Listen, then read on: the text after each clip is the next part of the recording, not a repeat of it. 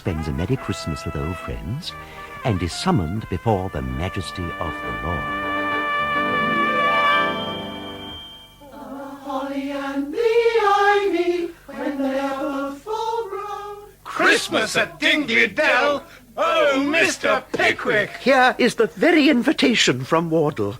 Oh, think of the feasting, dancing, and merriment. Think of the girls. Tupman, Wardle says that Rachel has gone to be ladies' companion at Hastings. Very nice. Lots of fish at Hastings. Good fellow. Now, until Christmas, I intend to give the members of the corresponding society some weeks' leave of absence. I have been neglecting my journal for the club, and I must also attend to the wretched nuisance of Bardell versus Pickwick. So, farewell, friends. Farewell.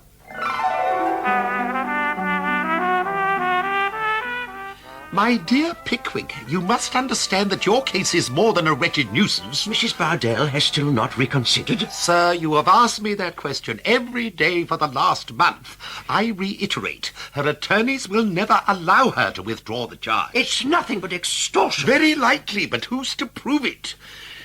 There is yet time, of course, to propose a settlement sine prejudicia. They have not a penny. It is a matter of principle. Pickwick and principle, eh? Oh, in that case, we had better engage Sergeant Snubbin.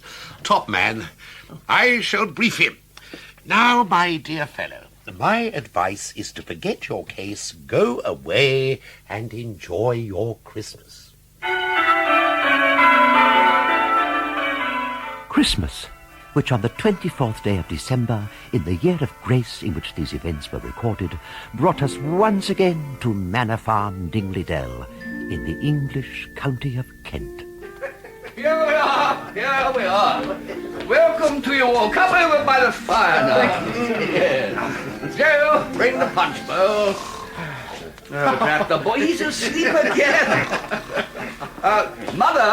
Mother, here's your old friend, Mr. Pickwick. Huh? Oh, he'll not be bothered with an old creature like me. Oh, I've come down expressly to see you, ma'am. And we'll show these girls and boys how to dance, eh? Yes, the girls are upstairs dressing. Emily hopes you're still making up your rotten verse. Snodgrass? A couplet here, a quatrain there, Mr. Wardle. Oh, the pond's frozen, Winkle. You're no doubt an expert with a pair of skates, eh? I'm positively swan-like on ice, sir. Now, friends, this being Christmas Eve, it is the tradition of Manor Farm to host supper to the village. So, fill your glasses, friends, and let's to it.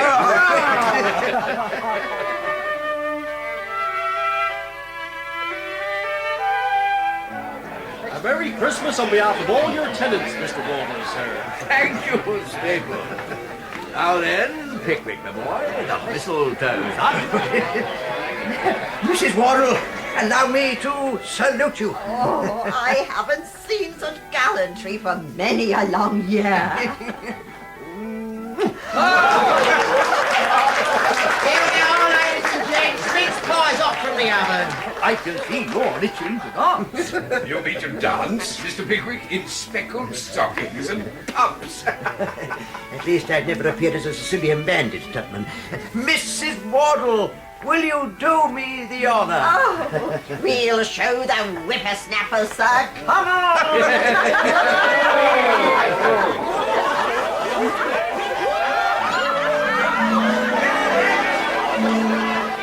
Away you go, down the middle and up the chimney, what? Outside, Mr. Pickwick, sir.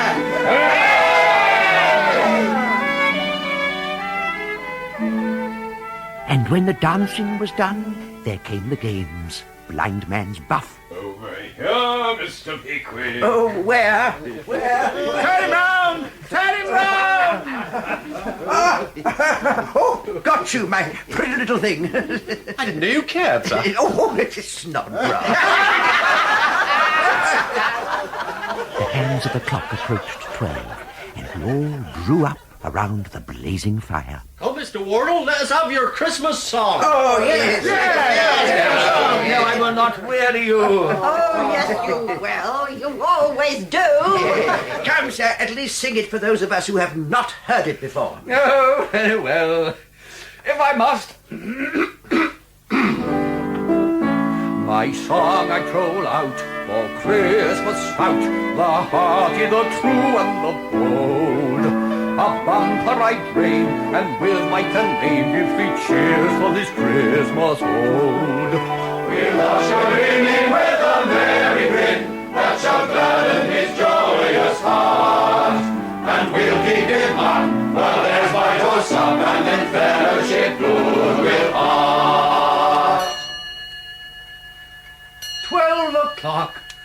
Merry Christmas, Mr. Pickwick. Merry Christmas, everyone. Merry Christmas!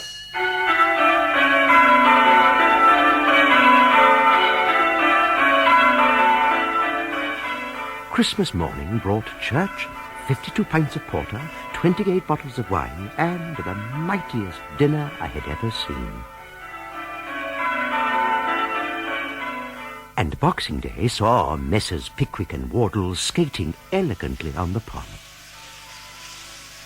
while the trembling Winkle was shoved onto the ice by his obliging friends. 2 and 3!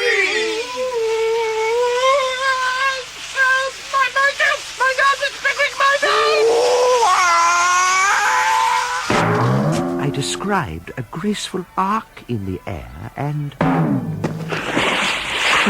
through the ice and disappeared into the deep. I sat on the bottom, festooned in weeds, and decided to have a word with Winkle. Mustard bath, a roaring fire will have you right in no time. Nathaniel Winkle, you're a humbug! Once again, you have let down the club in front of our host. I'm only a merry young fellow who wants to try everything, Mr. Pickwick. Indeed! Well, you certainly try me, sir.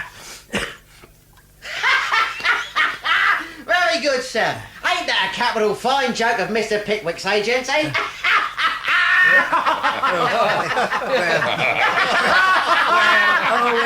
Well. One cannot harbour grudges at Christmas. Winkle, I absolve thee. Pickwick, you're the best entertainment in the world. You're welcome every Christmas. Gentlemen, charge your glasses, and let us give good health and better fortune to that great and singular man, my good and remarkable old friend, Mr. Pickwick. Mr. Pickwick! God bless you, old fellow. Oh dear, the smoke from the fire has affected my eyes. Mr. Wardle, friendship is a precious gift. A gift which in my mind will ever be associated with Manor Farm. So I give you friendship and Dingley Dell. Friendship and Dingley Dell! Hurrah!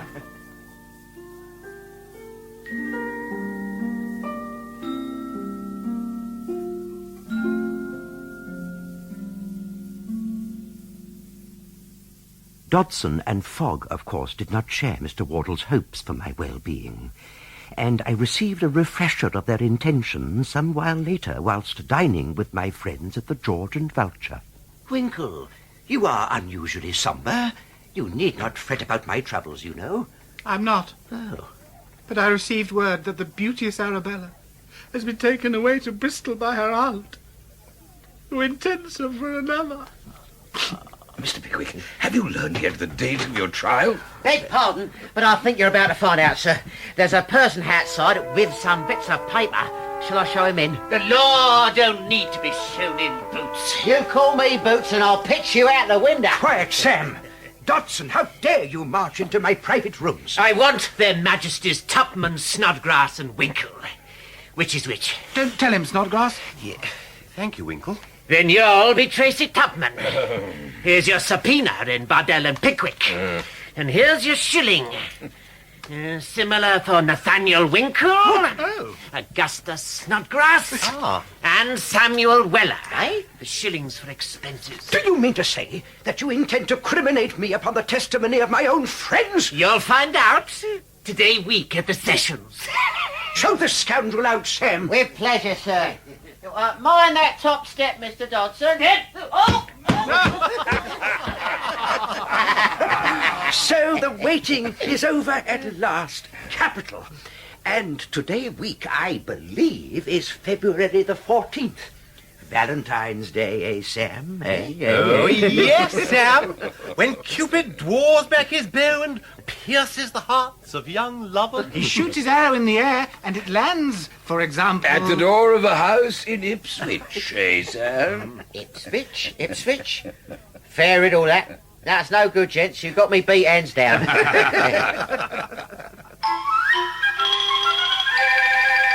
So, I hope you will accept of me as your Valentine. Yours faithfully... Oh, no, that won't do. Here's a pint of porter to help your inspiration, Sammy. Though I'm sorry to see you thinking the wedded state is all very capital. I ain't a-gonna be wedded. Good. Read it out, then. I'm a very good gentleman, Billy Do. All right, but no interrupting. Lovely creature. It ain't in poetry, is it? No, it ain't in poetry.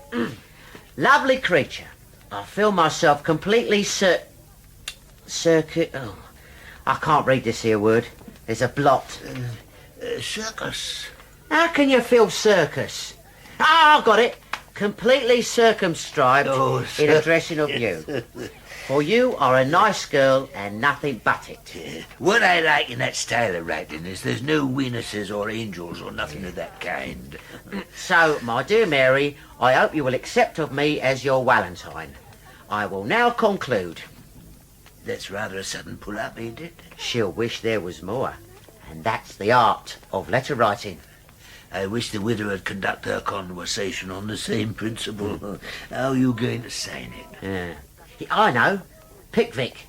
That's easy to spell. There. Poor old governor. He's up the steps tomorrow. I've been thinking about that, Sammy. And what he needs is a alibi. They usually comes in at 20 guineas, but I dare say I could get him one at cost. He ain't going to the Old Bailey. In any case, he's going to put his trust in 12 honest jurymen. Is he? Oh, dear. The 14th day of February in the 8th year of the reign of His Majesty King George IV. In the Court of Common Pleas at Guildhall in the City of London. Before Mr. Justice Stanley Middlesex Sessions, Martha Bardell, widow, versus Samuel Pickwick. Martha Bardell, widow versus Samuel Pickwick. Martha Bardell, widow versus Samuel Pickwick. Martha Bardell, widow versus Samuel Pickwick. Martha Bardell, widow versus Samuel Pickwick. Martha Bardell, Well, my friends, the hour has arrived. You know your duties? Certainly. To lie on your behalf.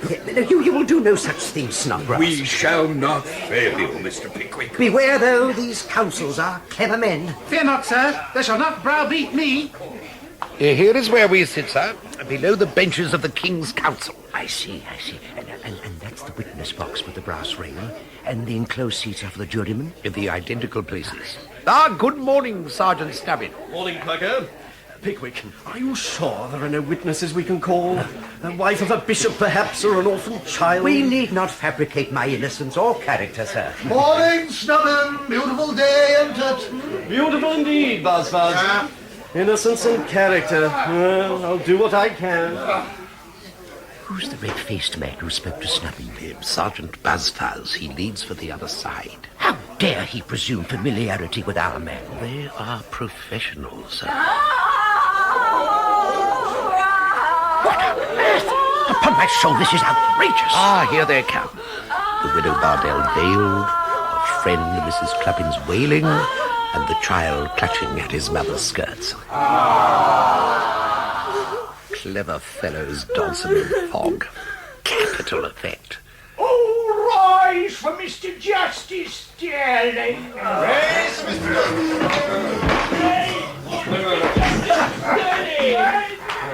Come along, haven't got all day. An extremely short man trotted to his stool and peeked over the desk. Starely, sir. Somewhat irascible, but likes to get on with it. Gentlemen of the jury, never in the course of my professional experience have I known a case so sordid, so despicable. And it pains me to have to present the vile circumstances which have forced this unimpeachable female to place herself at your mercy. Shame! Shame indeed! Gentlemen, the plaintiff is a widow. Yes, a widow. The late Mr. Bardell having glided imperceptibly from the world to enjoy the repose and peace so deserving of a customs house officer. Imperceptibly, he was knocked on the head with a paint pot. Mrs. Bardell is left to provide for her beautiful child. That's him there. And so she places in her window a notice, apartments for single gentlemen, inquire within. 3 days later, a gentleman of sorts does indeed inquire within. Of the person Pickwick I will say little. The subject presents but few attractions. This is intolerable. I must protest. The defendant is not allowed to speak, sir. For 2 years, Mrs. Bardell attends to Pickwick's comforts. He plays marbles with her little son, and eventually, I am sorry to have to repeat this, he asks the trusting infant, "My boy, how would you like to have another father?" That's a lie! I never said any such thing! How dare you interrupt the court? Who is that little fat man, Buzzfuzz? That, my lord, is the villain Pickwick, who gazes unblushing on the ruin he has made. Yes, ruined you have, you trifler. My lord, you shall now hear the insinuating words the trifler spoke on that fateful morning. Call Elizabeth Clappings. Call Elizabeth Clappings. Call Mildred Clappings. I stared in horror as the female took the oath and proceeded to perjure herself. Elizabeth Cluppins, sir, as his mother to 8 children and confident to present him Cluppins with a 9th this day 6 months. Now tell the court what happened on that dreadful day. On that dreadful day, Yes. I went out to buy 3 pound of red kidney potatoes at 2pence the pound to take to my poor friend Martha Bardell. I climbed the stairs in a promiscuous manner into the back room. There was no one in the house, Perker. I could not believe what I heard through the wall as I said to Mrs. Mudbury what keeps the mangle and Mrs. Bumpkin what clear starches.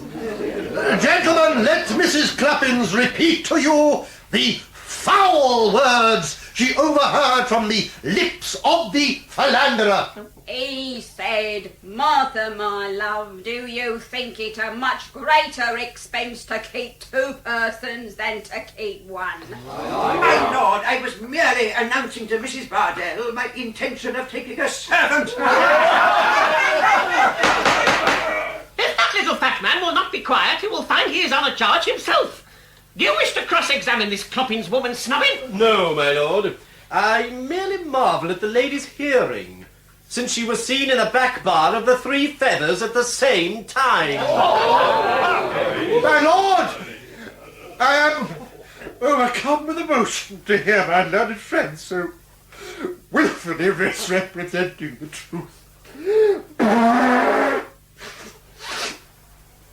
Call Nathaniel Winkle. Call Nathaniel Winkle. Call Daniel Winkle. My poor young friend clutched the rail of the witness box and trembled like a leaf. Winkle, did you call at Goswell Street on that dreadful day with your friends Tupman and Snodgrass? Yes. Tupman's the short one there, and the thin one is Snodgrass. The court is not interested in your powers of description, sir. Simply tell the jury what you saw. Mr. Pickwick had his arm around the plaintiff's waist, and the plaintiff was sobbing. Sobbing? I think you mean she was saying, "Yes, Mr. Pickwick, of course I shall be your wife. Your witness, Snubbin. Mr. Winkle, had you any reason to suppose that Mr. Pickwick was about to be married to Mrs. Bardell? Oh, no. Certainly not. Never. No, no. Mr. Pickwick, never. No. This will make a good impression, Perker. And had his past conduct ever led you to believe he intended matrimony at any time in the past? Oh, no. Certainly not. Never. No. Mr. Pickwick, never. No. Thank you. Just one more thing, Mr. Winkle. Why is Snubbin's cross-examination so brief? I fear because the witness is a little too willing. You have, of course, never known anything in Mr. Pickwick's behaviour towards any female at all that might be construed as in the least suspicious, have you? Oh, no. Certainly not. Never. Well, there was one trifling occasion. I mean, no, nothing at all. That will be all, Mr. Winkle. Sit down. No further questions. Next witness, please. Buzfuz rose with glittering eye. Stay, Winkle. Stay. Be so good as to tell the court what this one trifling occasion was. It's only that in Ipswich, Mr. Pickwick entered a lady's bedchamber at midnight and was arrested, that's all. And when did this disgraceful episode occur? Just after he climbed over a wall into a girls' school. Blimey, you'd never guess to look at him, would you? I'm sorry, Mr. Pickwick, sir. Oh, dear. Let us hope Tupman and Snodgrass are better models of discretion. Well, yes, I suppose you could say Mr. Pickwick pursued my female friend in a coach. Yes, I suppose it's true that Mr. Pickwick danced with a widow at Christmas. Paul Samuel Weller! Sam gave me a wink and did his best to throw dust in the prosecution's face. I suppose being in the service of a skinflint means you have plenty to do and little to get, Weller. Oh, well, there's always a drawback, sir. As a man said when he buried his mother-in-law and they came down on him for the funeral expenses. Don't play the fool with me, sir! You were in the passage on that dreadful morning, I believe, and yet you claim you saw nothing. You have a pair of eyes, I suppose. And that's all they are, sir. If they was a pair of patent double magnifying gas microscopes of extra power, perhaps I might be able to see through a flight of stairs and a deal door. But there being only eyes, my vision's limited. I have only one further question for this simpleton, my lord. Weller, did you visit Mrs. Bardell with the intention of perverting the course of justice? No, I went to pay the rent. But we did talk about the trial, and after a few unintelligent observations from the virtuous female as has perjured herself here today... And you mind your tongue, Boots. Yeah, and you mind your husband don't die of fatigue. And Mrs. Bardell says how very generous it was of Dodson and Fogg to take up her case on speculation and charge nothing for costs. Young man, the public has no right to know the fiscal arrangements of our profession. Stand down at once. Your turn, Snubbin, and be quick about it. Oh, excellent, Perker. He's shown them up for scoundrels. Let us hope Snubbin can capitalise on it. Gentlemen of the jury, I shall require but a few moments in which to rebut the lies we have heard today and to present the shining truth. Who does not know Mr. Pickwick? Pickwick, who moves in the highest ecclesiastical circles. Pickwick, the supporter of invalid orphans. The blushing author of the Tittleback theory. The noted antiquarian and traveller. The guardian of his 3 young friends in a dangerous world. I ask you, gentlemen, is such a man like to trifle with the sex he so admires and respects?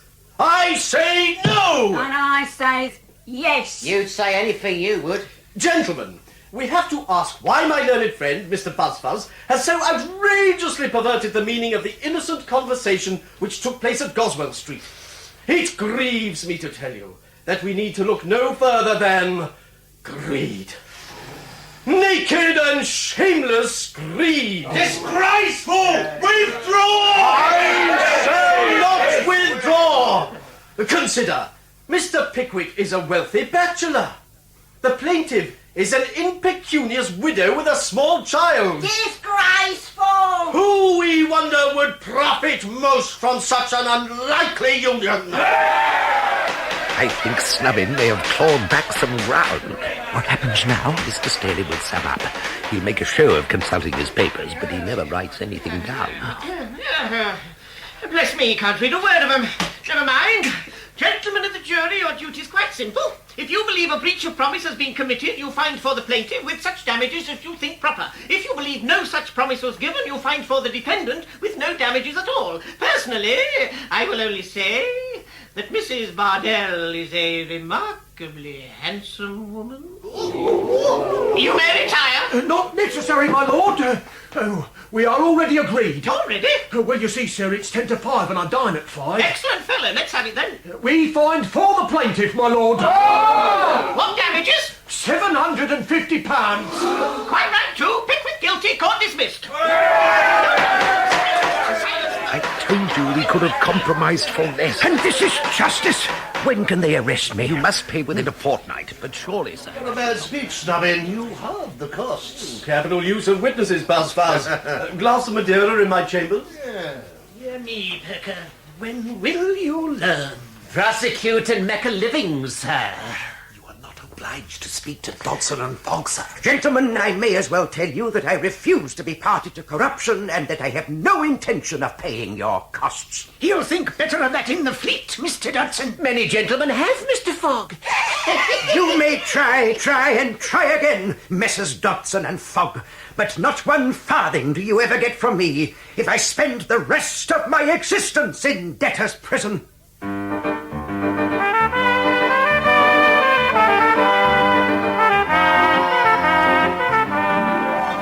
Chapter 5, in which Mr. Pickwick is introduced to an unwelcome, though not uninteresting scene in the great drama of life.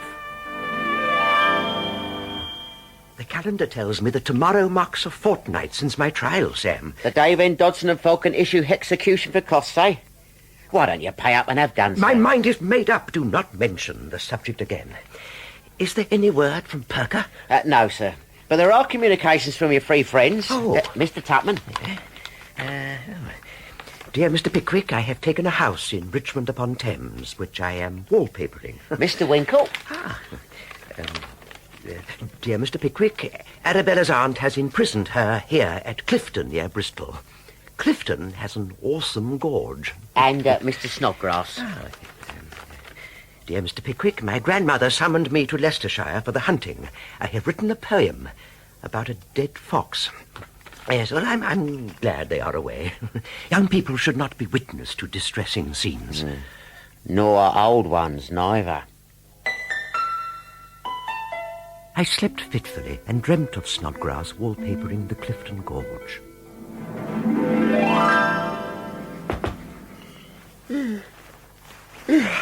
Oh, come in, Sam. Have you brought the shaving water? Shave you directly, Mr. Pickwick.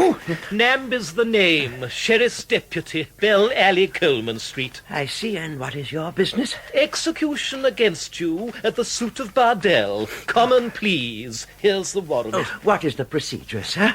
You come along a me, Pickwick. Be alive now. Wait, Mr. Namby, sir, wait. I must speak to my client. I am not to be dissuaded, Parker. Pickwick, I have the necessary papers, and you only have to pay the amount of costs for which the capias et satisfaciendum was issued. I reckon if more lawyers spoke English, there'd be less people behind bars. It means you may seize the defendant until the plaintiff's case is satisfied. And I am adamant that the plaintiff's case shall never be satisfied. Then it's the Fleet Prison for you, my pigeon. But even they require a habeas corpus. Then let us go to Sergeant's Inn and take one out against myself. The due legal processes having been undertaken, the body of Samuel Pickwick is to be confided to the custody of the warden of the Fleet Prison, Farringdon Street, and there detained until the amount of damages and costs in the action of Bardell and Pickwick be fully discharged.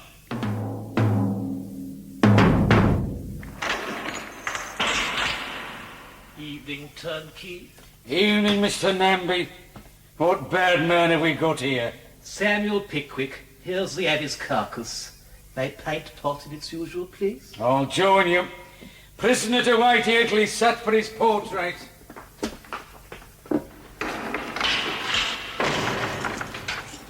Sat for my portrait? Undergoing inspection by the turnkey, sir. So they know prisoners from visitors. I sat on a chair. Disfigured faces leered into mine.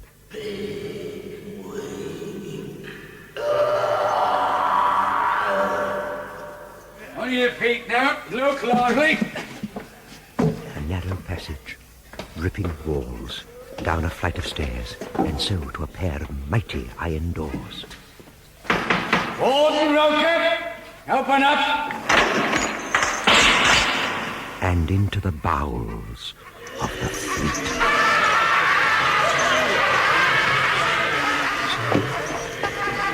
Sam? Stick close to me so you'll be all right. A dark corridor with rooms on either side. Spare a penny for me starving wife. Please, sir, if you can tell me what o'clock it is. Get your hands off that fob watch, fingers. Take my papers to the Chancellor, sir. 20 years and he won't read my papers. Out of the way, Chancery. This here is the gallery flight. And out there is the square. Racket ground, we call it. 9 pins, on Sally. Every amusement provided. And these stairs lead down to the coal cellars, I suppose. That's the fair, that is. Snug too for them as lives down there. Human beings live in those dungeons? Aye. And die in them too. Now this is your room. Yes, I see. Carrington Hotel, we calls it. Nice little three-berther. That's yours in the corner. Who occupies the other two? Smangle, what drinks his 12 pints a day. And Zephyr, the deaf and dumb eccentric dancer. Make yourself at home, Pickwick. We don't mind what time you retire. Ain't there nowhere better than this, Mr. Roker? Well, no, young man.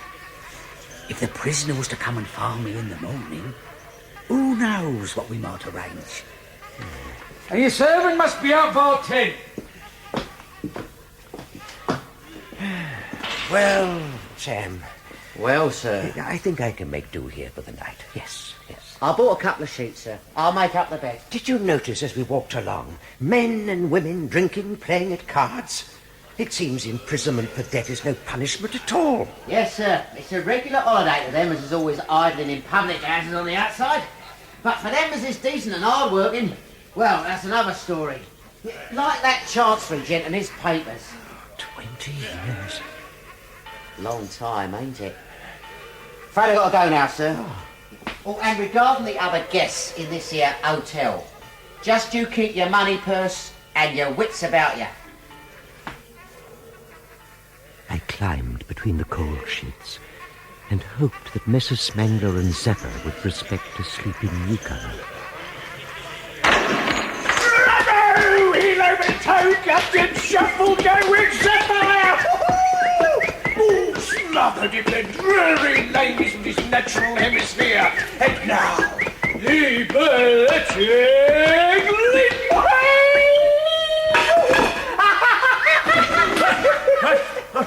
On my soul now. Gentlemen, do you know the time? Peace, I say! Who have we here? No, it ain't Jerry Grimaldi. Smangle's the name, sir. I take it this gentleman is the mute dancer. Zephyr the non-pareil. Dancer, acrobat, and novelty whistler.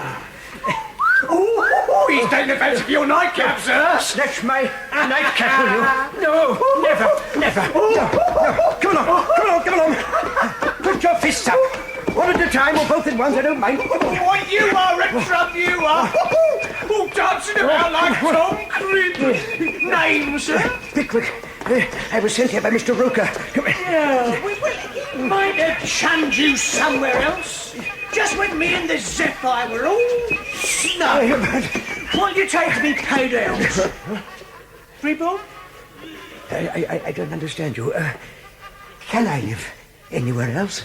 My dear Grimaldi, a modest outlay will purchase you a single room. Purchase? Why not indeed, Zephyr? Money in the fleet is just what money is out of it. Come on, Zephyr, dance it away! Oh, dear Lord, let me sleep this night. Sam, we are expected to Dingley Dale. Sam, bring me my shaving water. Just as soon as I've prized open the fingers of this here sharper, sir. Let go of me! Upon my soul, Sam, what are you doing to Mr. Smangle? Yeah, got it! Retrieving of your rightful property, sir. Catch. I found this article helping itself to your pockets. But my money purse. Explain yourself, sir. My dear Grimaldi, I was only going down to purchase breakfast on your behalf. Go on, fingers. Up it. Now, sir, I bought you some cheese and beef and a cold bottle that didn't want to be left behind. Oh, you are the best of fellows, Sam. Yeah, and I've been round to see Mr. Roker. You'll never guess what he's found. Apartments furnished for single gentlemen. Shall you inquire within, sir? Here we are. Number 6 coffee room, Clyde. And a very good address, too. Morning, Chancery. Found you a tenant at last? Thank God. I've not eaten these 2 days. Here's the first week's rent, sir. Where will you live in the meanwhile? Live? I died long ago. 20 years and they will not read my papers. Sir, consider this room your own when you want quiet or when your friends come and see you. Friends? You will very soon find, sir, that when you are consigned to this stinking drain, friends vanish like the morning mist. 20 years? Is debt a worse crime than murder? Must be, since it carries a worse punishment. Well, this ain't so bad, sir. Carpet, tables, chairs... Sam, listen. You are a young man, and I do not want you idling about here for years to come. A little fireside and a brass kettle. Any of my friends will be happy to take you. But first, I reckon you're in need of a pint of Sam! porter. I ain't going. You are. I ain't. I am ordering you. I am quite resolved on the matter. I see. Very good, sir. I'll bid you good morning. Sam? Quite resolved, are you? Then so am I. Oh. I spent a lonely night, and next morning took a turn around the racket ground. Mr. Roker, are there any people here who are permitted to run errands? To the outside, I mean. Of course, on the poor side. There's an half-dead bundle of rags been running odd jobs these 2 months. What is the poor side? Prisoner bankrupt declares on the poor side. Pays no rent and lives in what he can pawn or beg. Good lad, Smangle! I'm a shilling up. I think I should see this poor side. I wished I had not, for the poor side room housed 50 human beings stripped of all dignity, living in abject squalor. Is there a person here willing to run errands? Bless my eyes and damn my soul. A bundle of rags at my feet tugged at an emaciated old man. Game's up, old fella. Nemesis is come. Nemesis? Not today. Inconvenient. Very. Jingle, is it you? Alfred Jingle of No Hole Nowhere. Came up long ago, Pickwick. Whistle and twist. Bust. Alfred, he's come to take us away. I am a prisoner here myself, Trotter, and I need not ask what has brought you to this pass. In at the palace door one day, out the window the next. And why are you dressed in rags? Have you no coats? Spout, dear relation, Uncle Tom. Huh? He means the pawnbrokers, sir. Lived 2 weeks on my coat. Silk umbrella, ivory handle. Ate mutton for a day. Jingle, will you step outside for a moment? 2 weeks, sir. Only walked on my arm. Alfred, you have abused me greatly, but no man living deserves this.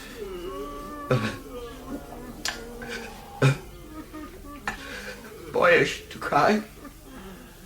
Can't help it. Deserved it all. But suffered much. Very. I understand you are allowed to run errands, Trotter? Yes, sir. Well, here's a guinea. You will get food at once, and we'll see what we can do. Bless you, sir. Bless you. Well, Jingle, it is a long time since we first met at Rochester. Cancer, apples, cherries, hops, and women. That's cancer. I shall come to see you soon. I sat on my bed and never felt so alone. My friends abroad, friends who vanish like the morning mist, and Sam gone. I wondered if I should ever see Sam Weller again.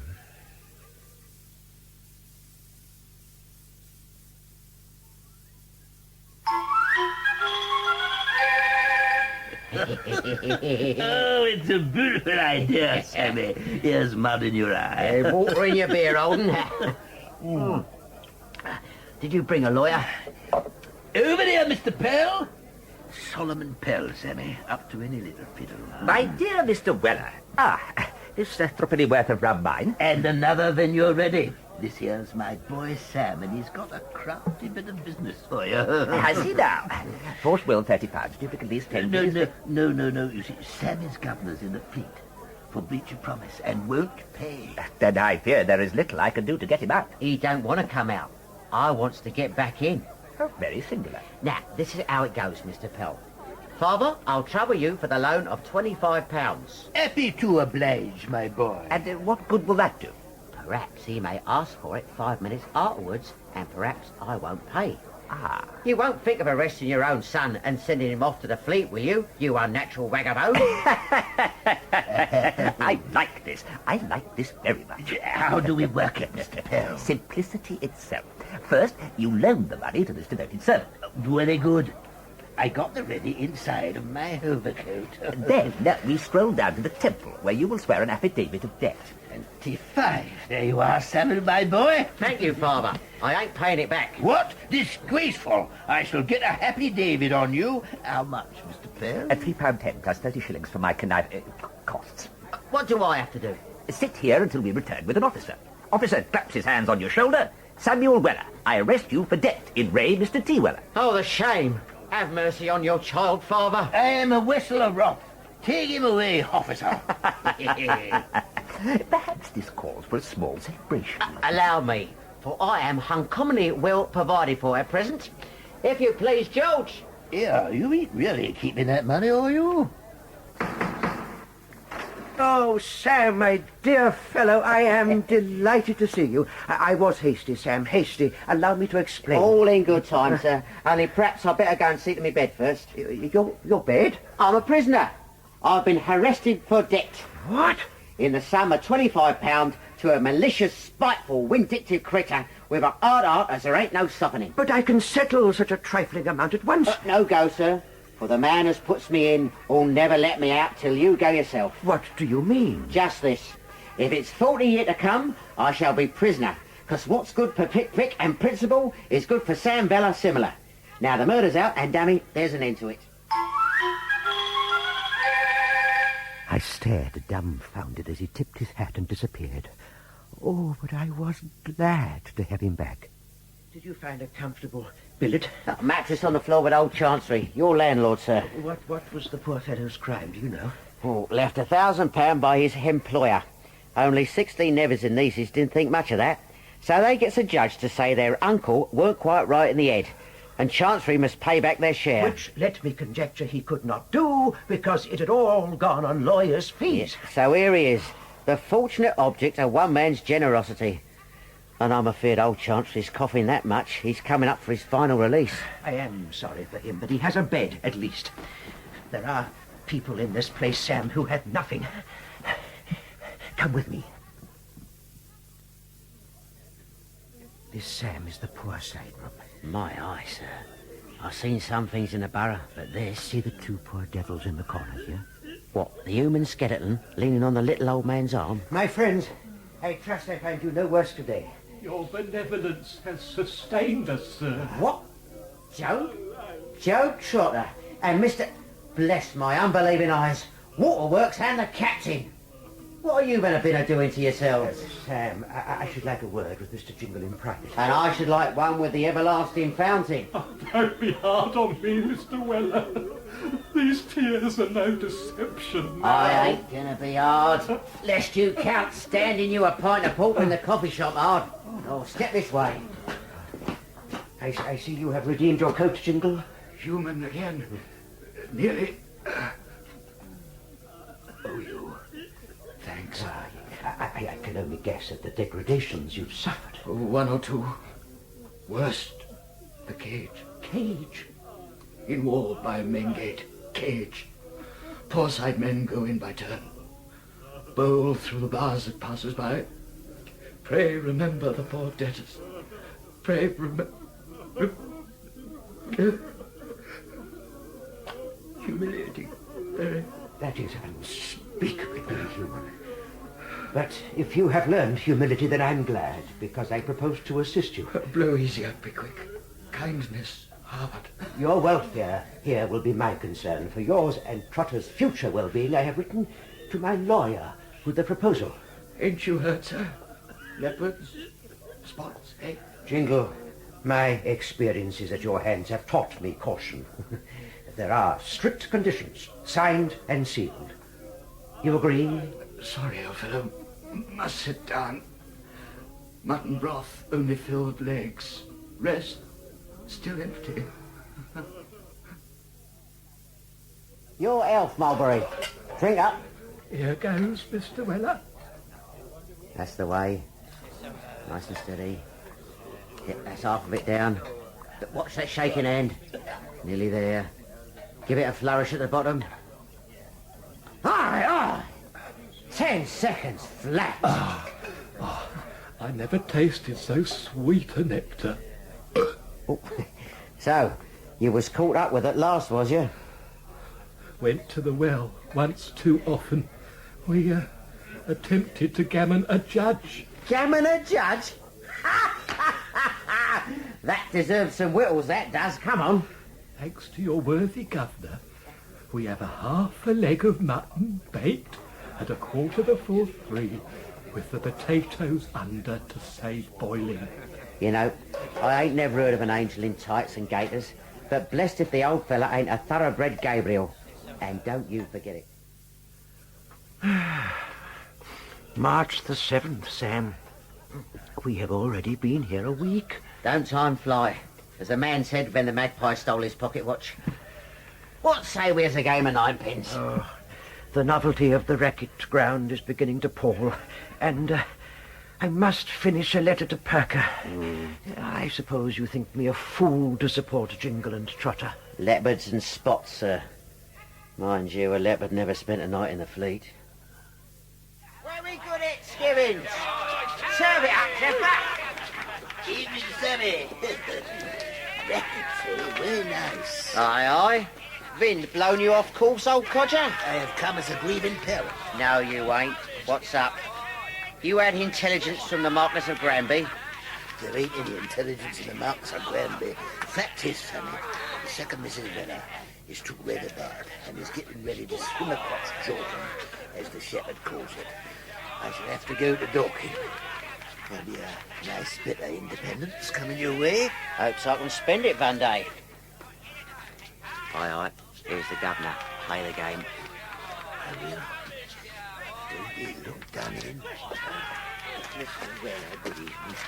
I am sorry that you should see your son in this place. Oh, sir, he is a obdurate sinner, and the man who put him in is a black-hearted villain, what has also killed 3 babies.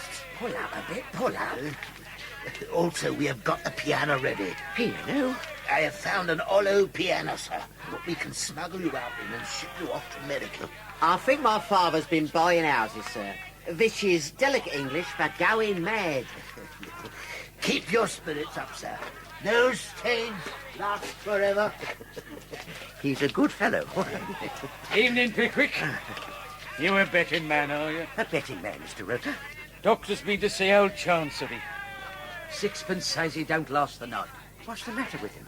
Galloping consumption. Oh, dear. Don't worry. If he croaks, The rental comes to me.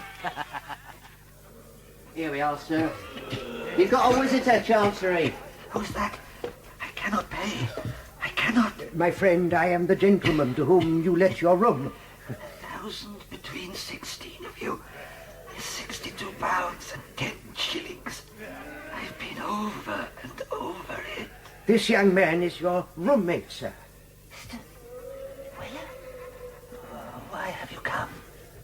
We did not want you to be alone. Alone we arrive. Alone we depart. Let's sit you up, old fella. I hope my blessable judge will say my debt is paid. Your reward will be in heaven, sir. Is there any friend or family we can send to? I have none since my child died. He would not let me see him in his coffin. Huh? There's a light, sir. Look, there. Be still, my friend. Be still. I bless you both for coming. Yes. There is a light.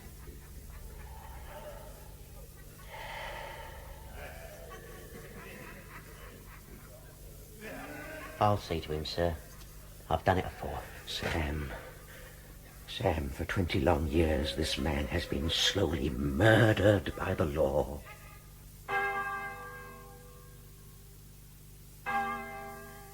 The week turned into a fortnight, and the fortnight sank into a month. Expect you get sick of the sight of my pretty face, sir. Yeah, why don't I send to my father? He's a very good conversationalist. No, thank you, Sam. I should rather be alone. It rained all April, and May weren't too merry. Bless me! Look who's come to see you, sir. My dear old friend, I have brought a couple of bottles of claret for you. I know, sir. We can send down for some porter. Yeah, and Todd's pie shop opposite does a very acceptable pasty. We'll make a regular night of it. My dear Perker, I do not wish to appear ungracious, but I am in no mood for celebration.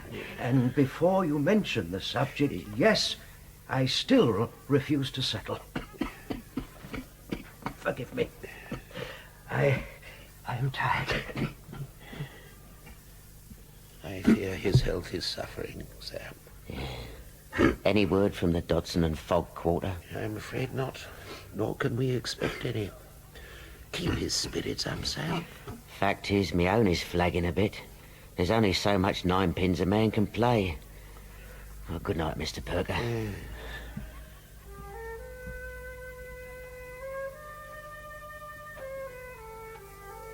I'll sleep on the floor if you like, sir. Sir. Sam, I am not low on my own account. But my heart aches for the wretched sufferings of my fellows in this place. Henceforth, I will be prisoner in my own room. I have my books and my journal. I shall be quite comfortable. Yes. Mr. Pickwick lay on his bed and turned his face to the wall. Good night, sir.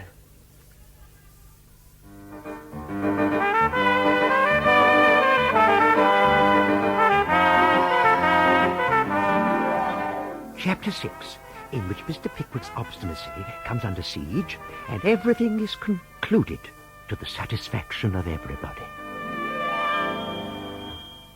It's Winkle, Mr. Pickwick.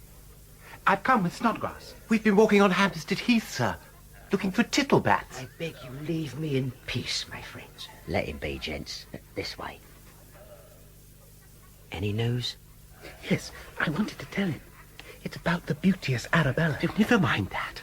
Sam, after our walk, we refreshed ourselves at the Spaniards Inn, and in the gardens, who do you think? That obnoxious clerk from Dodson and Fogg, and the blighted Bardell with her brat. They ordered a potted meat tea with champagne, and they were laughing about Mr. Pickwick. I fear they may seize his property, Sam. I'll keep it from him. Best go now, gents. What was the whispering, Sam? Oh, nothing, sir. Oh, I had a word with Mr. Roker, and he don't object to you going down to the lodge and looking at the street. By way of a change. The idea being that a glimpse of the outside might weaken my resolve, I suppose. Such a thing never entered my head, sir. Giddy up, mister! Whip 'em on! Get your head inside, Nipper, and don't upset your ma. Very good of your employers to stand tea, Mr. Jackson. I do like champagne with my potted meat. You can thank him when we get down to our offices, Mrs. Bardell. Must be important to summon me to Freeman's Court. I suppose Mr. Pickwick's related. Can't be very nice in the fleet. It ain't meant to be nice. Sad thing about these costs of Dodson and Fox, ain't it? Well, I'm sorry, but if you gentlemen do these things on speculation... You gave them a cognizant for the amount after the trial, I believe. Yes, just as a matter of form. Where are we going, Ma? We're going with this nice man to see about my money. That's right, Mom. To see about your money.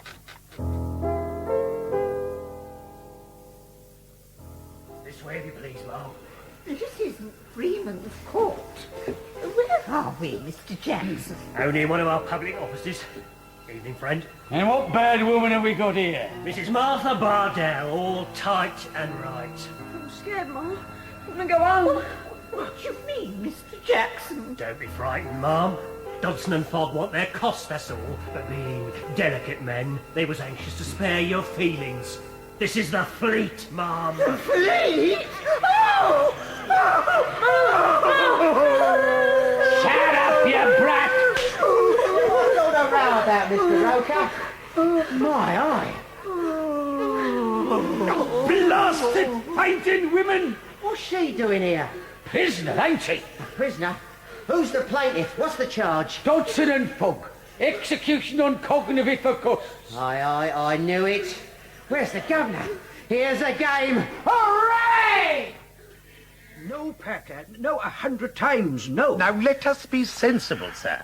Mrs. Bardell unwittingly signed a cognizant, which means she acknowledges liability for Dodson and Fogg's costs. She has composed a letter to you I will not in read which it. she states that by paying the costs and the price of a potted meat tea with champagne, you will be released from the claim of damages. It's astonishing what one night in the fleet will do. Now, in the matter of Jingle and Trotter, your merchant friend at Liverpool has secured them positions on the sugar plantation in Demerara. You have been mighty busy. Oh, by the way, Mrs. Bardell has got her little child here. Did you know? A child? That is dreadful. Beg pardon, sir. Lady to see you. I never wish to see any female ever again. Sound the gong, draw up the curtain, and enter the two conspirators. My dear Mr. Pickwick, I'm so happy to see you. My dear sir, may I receive your blessing? Bless me, Winkle, and Miss Bella. No longer Miss Bella, sir. May I present Mrs. Nathaniel Winkle? What? But how? Where? When? Where? At Bath, a week ago. In secret, love took wing. You mean your father does not know Nathaniel? No, sir. Will you intercede? How can I? I am a prisoner. What are you doing, Sam? Packing up your things, sir. Huh? And I've sent to my father to release me from my debt. Your father put you here? If you'll just sign here, Mr. Never. Pickwick. I shall remain in the fleet for the rest of my days. Welcome back to the good old Georgian Vulture, sir. I never thought to see it again. Oh, my mind is in a whirl. We are indebted to your finding us rooms here, sir. Dear Mr. Pickwick, you are not too angry with us. You are very naughty children, and I am delighted for you, Miss Bella. Mrs. Winkle. I shall go to see your father at once, Nathaniel. Sam, book 2 places for the Birmingham coach tomorrow. You're a will-o'-the-wisp, you are, Sam Weller. Never say hello without saying goodbye. Mary. Mary from Ipswich. What are you doing here? I threw in with Mr. and Mrs. Winkle when they eloped. I always did love a true romance, Mr. Weller. I'm sorry to take him away from you, my dear. Mary, I'm afeard that being in the service of such a galvanising gentleman, I never knows whether I'm standing on the soles of my boots or the crown of my hat. Tally-ho! And so harum scarum up the Coventry Road to the mighty industrial city of Birmingham. It is good of you to see me at such a late hour, Mr. Winkle. I am pleased to make your acquaintance at last, sir. The fact is, Mr. Winkle, I am the bearer of happy tidings. Please come to the point. I have a letter from your son. Mm-hmm. You will gather from the first few lines that he has, that Nathaniel is... Married. I see. Arabella brings £1,000, and I can assure you that her character is exemplary. What is Nathaniel's address? The George and Vulture, Lombard Street, in the city. Then I think there is nothing else that need detain us. But have you no words of cheer for your son? No blessing? Mr. Pickwick, I do not consider elopement exemplary. Furthermore, I'm a businessman, and £1,000 is very little. However, he must make the best of it. You mean to cut him? You will regret this, sir. I am of a different opinion. Good night, Mr. Pickwick. Well... Oh, that I am the cause of the estrangement. Oh, come, my dear. I mean, one look at your pretty face, and I'm sure he will realize the pleasure he denies himself. But he's not going to look. Was he very angry? He was, naturally concerned for your well-being. However, I'm sure we can find Nathaniel a job of work, and if not, I dare say some other friend may help him to find a start in the world, eh? Oh, you are the dearest man, Mr. Pickwick. Job of work?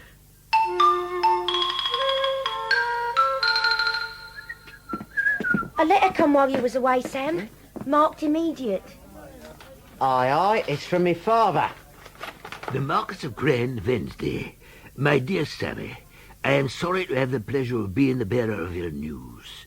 The widow caught a cold, sitting on the damp grass, a hearing of the shepherd telling all of Dorking they were sinners. And she paid the last pike at 20 minutes afore 6 o'clock yesterday evening. I shall come to see you soon. Infernally yours, T. Vella. P.S. She have left you 200 omnibuses. 200 omnibuses? What am I going to do with them? I'm sorry your father wasn't very happy in his marriage, Sam. Mary, I have a question to ask of you. No, you haven't. Not yet. You've got to find 200 horses. Mr. Pickwick, sir, deepest obligations. Life preserver, made a man of me. You shall never repent it. It is understood then, Jingle, that Mr. Pickwick will provide you with a quarterly salary for 1 year, after which both you and Trotter must support yourselves. Demerara, sugar trade, clear head, man of business. I shall furnish you with a suit of clothes each, and see you do not pawn them. Repay every farthing. Stick to business. Rather yellow fever than see the fleet again. Oh, no go. You will be on the Liverpool coach this evening. Mr. Pickwick, sir. Men who've been in the fleet understand each other. Abused you, wounded your friend. Deepest apologies. Your hand, sir? Do not let me down, Alfred, nor yourself. I say, spare £10 till Wednesday. We can but hope for his reformation, sir. Now there remains only the matter of Dodson and Fogg's costs. I have the cheque made out. I shall hand it to them myself, and then take the greatest pleasure in kicking them downstairs, and let them sue me, Perker.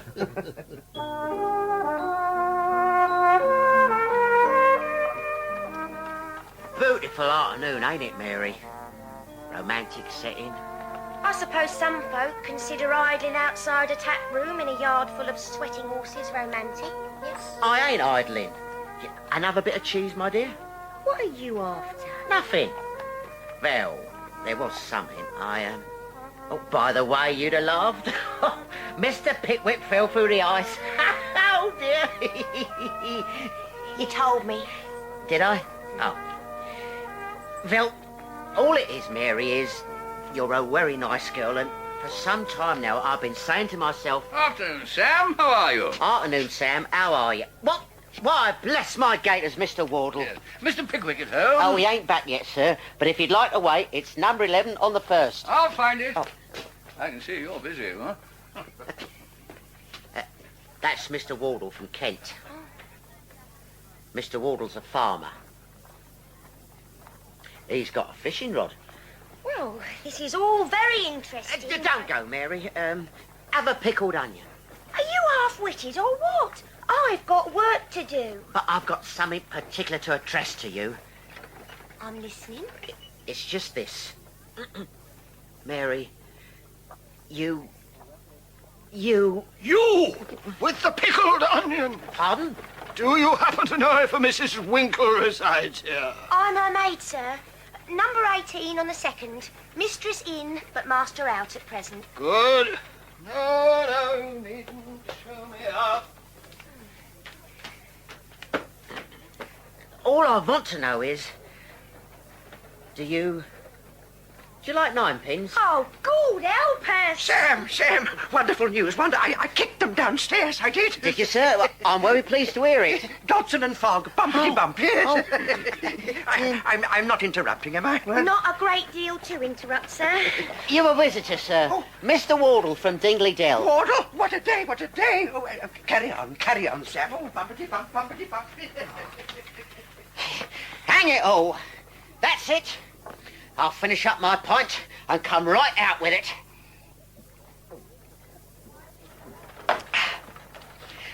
Mary, my love, will you do me the honour of becoming Mrs. No, for crying out loud! Sam! Clear off! Mary, I don't know what to say. Can I do? Yes, Sam. Yes.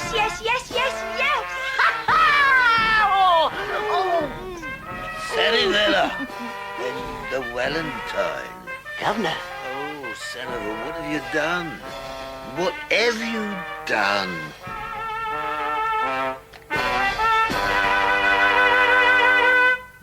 My dear Wardle, your hand, sir, your hand. I have some news for you. Your daughter's friend, Arabella, is married to Winkle. I know it. Best thing I've heard in years. Indeed. And however, Winkle's father disapproves? Cut him out. Scoundrel. Old men today no thought for their children. By the by, your friend Snodgrass, the one who thinks he's a poet, he's been writing to my daughter. What? To Emily? The scoundrel. Worse. They plan to run off. Elope? My ward, I'll cut him out. Young people today, no thought for their elders. And I'd marked her down for a corn chandler.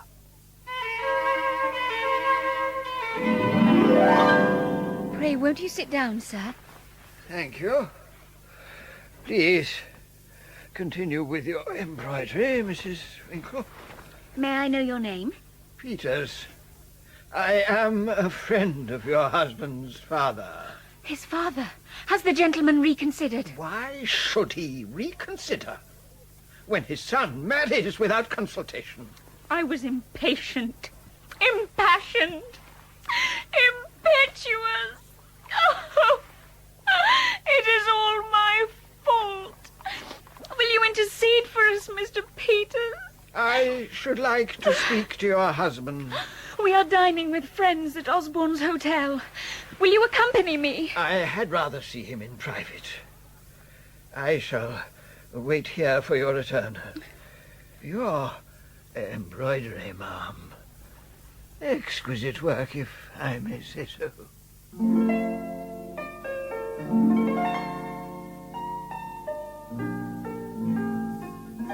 Daughter of the ancient Weald, do not mope. I live in hope. We shall elope. Please, Augustus, not another poem. But I'm wooing you. Oh, I don't suppose you've been wooed much, have you? Yes, I have. And as a daughter of the ancient Weald, I also have some sense. If I elope, I will disappoint Papa and alienate my dowry. But you can't marry a corn chandler. Augustus, how much money do you make from poetry? How can you use those two words in conjunction? I see. Nothing. Then you must become a farmer. Ew. Now, to business. You may hold my hand if you wish. And if you're good, you may put your arm around my waist. I say. And if I'm very good...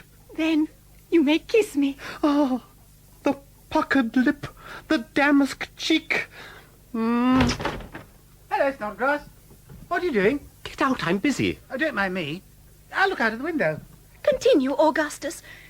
Kiss me again, please. Thank you. Hello, Emily. What What are you doing? Hello, Bella. Augustus is wooing me. Nathaniel, Mr. Peters has been to see me. He admired my embroidery. Oh, good. Who's Mr. Peters? Your father's old friend. My dearest, all is lost. Your papa is immovable, implacable, intransigent. Comfort your wife, Nathaniel. My dear, let me enfold you in my arms and stroke your golden locks. Augustus, my father will be here shortly. You will not fail me? I shall be immovable, implacable, I do hope so. He usually carries a shotgun. Ew. You may now proceed to my lips. I'm obliged. Kiss me, Nathaniel. Kiss me. Can I believe my eyes? Hello, it's an old man in a hat. Mr. Peters. Father! Father? You have deceived me, sir. Only to establish your character, ma'am. I am ashamed to find you osculating before the dilettantic lasses. Knock him down, Augustus. But I'm a poet. You have distressed my wife, sir. I must kiss her again. Come along, Augustus. The more the merrier. Oh, those chewy lips. Snodgrass! Mr. Pickwick! Emily! Mr. Wardle! How do you do? I should like to be a farmer. Good gracious, Mr. Winkle. I take it this gentleman's another aggrieved parent. I am, and one who is about to break this Chinese vase over his poetic head. It is no crime to fall in love, Papa. Mr. Winkle, we are doing no more than you did in your hot youth. He never had a hot youth. Pardon me. I was known locally as... But that's not the point. And did not you tell me, Papa, that you wooed my mother in Mr. Pargeter's haystack? Only because her father objected to... Mr. Winkle is right. That is not the point. Old people today. Young people today. No, you've never done it. Thank you, gentlemen.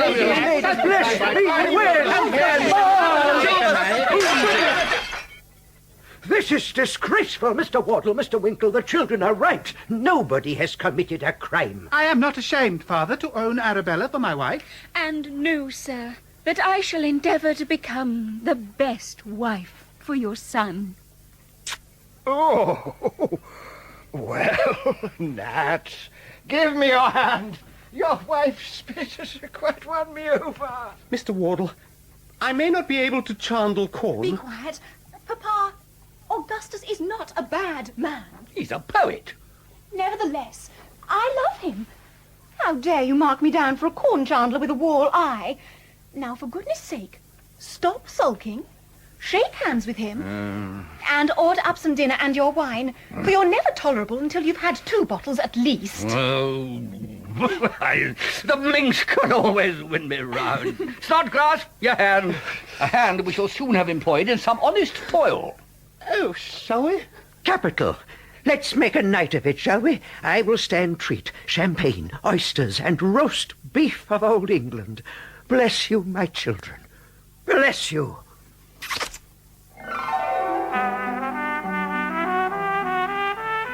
Morning, sir. Oh, my head. I bought you a kipper herring and my father. I got a nice Blipstone pippin here, sir. I've had a apple often helps. Thank you. No, Mr. Weller. What can I do for you? Well, Sammy's got his omnibuses. Omnibuses? Yeah, he means stocks and shares, sir. Shares, that's it. I knew it was something that went up and down in the city. Me father's been to the stock exchange. The upshot of which is, yesterday, I had the Marquis of Granby and a pension under the bed, and today I've got this bit of paper, what belongs to Smith, Payne, and another Smith. They are the bankers. Good heavens. £1,180? Yeah, I should very much like you to have it. Good day. Now, come back here. What the silly old fool means is he'll either spend it, lose it, or give it away.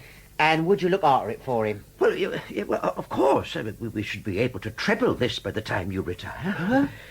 Good. Because there's a handsome little public house in Shooter's Hill I got my eye on, called the Headless Widder. Mr. Weller, I'd like a word with you about Sam here.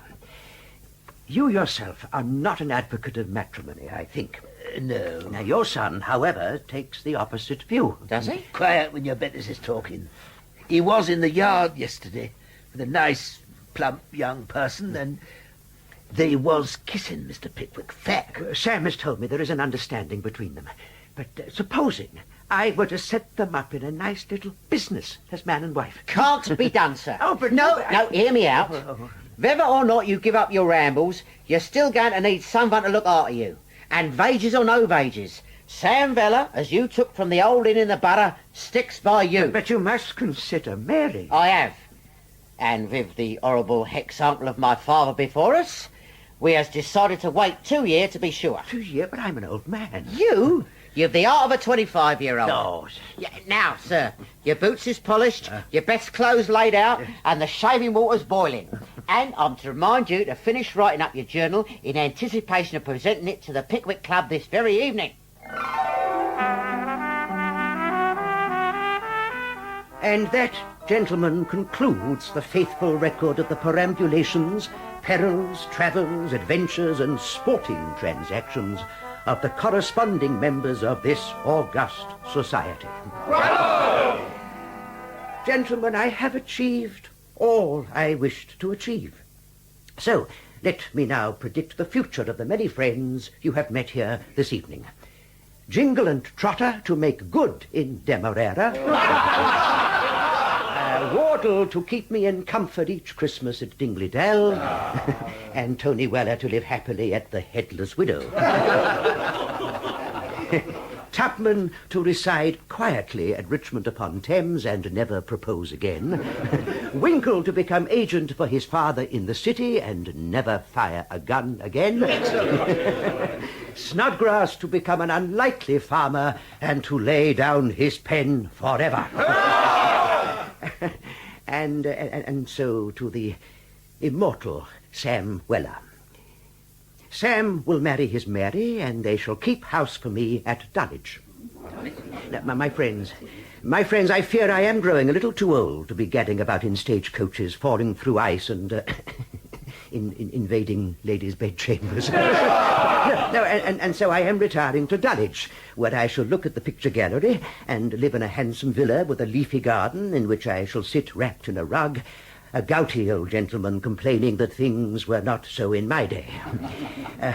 In conclusion, friends, I set out to study human nature, and I can report that it has not changed.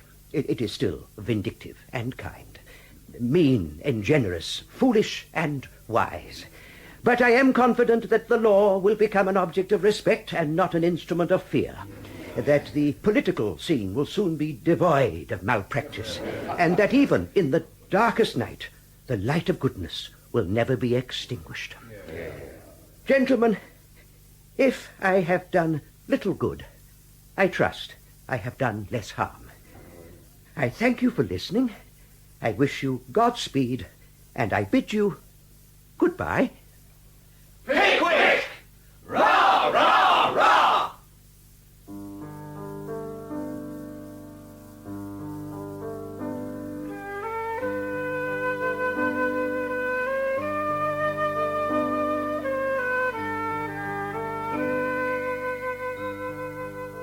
That was many years ago now, and I am indeed sitting in my garden, wrapped in a rug, enjoying a late summer evening under the chestnut tree.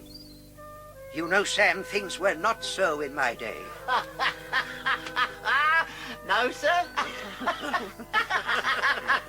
Oh, supper's ready in half an hour. Two small children are at a game of conkers by my chair. Now then, boys, don't you go bothering Mr. Pickwick. Let them play, Mary, let them play. Most of my predictions came true, though I still wait on politics and the law.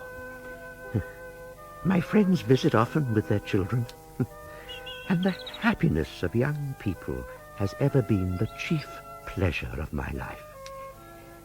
And when they ask for my advice on the bewildering path that lies ahead of them, what do I say? Just this.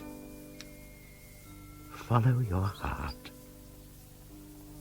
Follow your heart.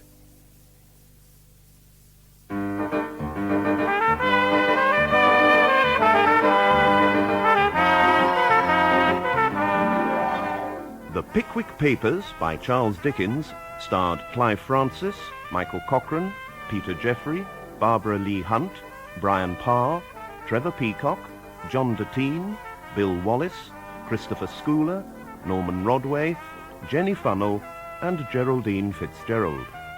The music was composed by Malcolm McKee. The Pickwick Papers was directed by Sue Wilson for BBC Radio 4 and is published in the UK by BBC Worldwide. Sam? Sam? There's a bottle on the kitchen table.